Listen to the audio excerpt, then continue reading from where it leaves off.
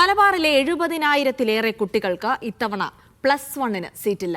ആകെ അപേക്ഷകരിൽ 72,718 വിദ്യാർത്ഥികൾക്കാണ് തുടർ പഠനമില്ലാതാകുന്നത്. സീറ്റ് പ്രതിസന്ധി രൂക്ഷമായി ബാധിക്കുന്ന മലപ്പുറം ജില്ലയിൽ മാത്രം 1,00,000-ലധികം വിദ്യാർത്ഥികൾ പുറത്തിരിക്കേണ്ടി വരും. ആകെ 1,70,735 സീറ്റുകളാണ് +1 കാസർഗോഡ് മുതൽ പാലക്കാട് വരെയുള്ള മലബാറിലെ 6 ജില്ലകളിലുള്ളത്. 2,43,453 അപേക്ഷകരുമുണ്ട്.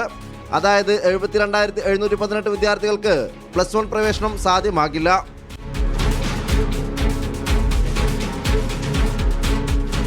ഏറ്റവും കൂടുതൽ അപേക്ഷകരുള്ള മലപ്പുറം ജില്ലയിലാണ് സീറ്റ് പ്രതിസന്ധി കാര്യമായി ബാധിക്കുന്നത്.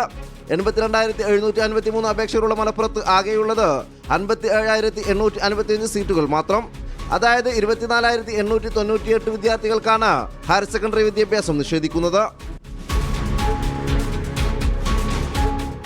+1 ആദ്യ അലോട്ട്മെന്റ് കഴിഞ്ഞപ്പോൾ കാസർഗോഡ്, കണ്ണൂർ, കോഴിക്കോട്, വയനാട്, മലപ്പുറം, പാലക്കാട് ജില്ലകളിലായി ഇനി ബാക്കിയുള്ളത് 44,767 സീറ്റുകൾ മാത്രം. ഇതുവരെ പ്രവേശനം ലഭിച്ചത് 1,25,968 വിദ്യാർത്ഥികൾക്കാണ്. മലബാറിലെ 6 ജില്ലകളിലായി 72,718 വിദ്യാർത്ഥികൾക്ക് +1 പഠനം സാധ്യമാകില്ലെന്നർത്ഥം. മാർജിനൽ ഇൻക്രീസ് എന്ന താൽക്കാലിക സീറ്റ് വർധനവ് കൊണ്ട് മാത്രം മലബാറിലെ സീറ്റ് പ്രതിസന്ധിക്ക് പരിഹാരമാകില്ല. പുതിയ ബാച്ചുകളും സീറ്റുകളും അനുവദിക്കണം. പ്രതിപക്ഷത്തിരിക്കുമ്പോൾ മലബാറിലെ സീറ്റ് പ്രതിസന്ധിക്കെതിരെ സമരം ചെയ്തവർ നാട് ഭരിക്കുമ്പോൾ എന്ത് തീരുമാനമെടുക്കുമെന്ന് കാത്തിരുന്നു കാണാം. സലാം മുഹമ്മദ്, മീഡിയ 1, കോഴിക്കോട്.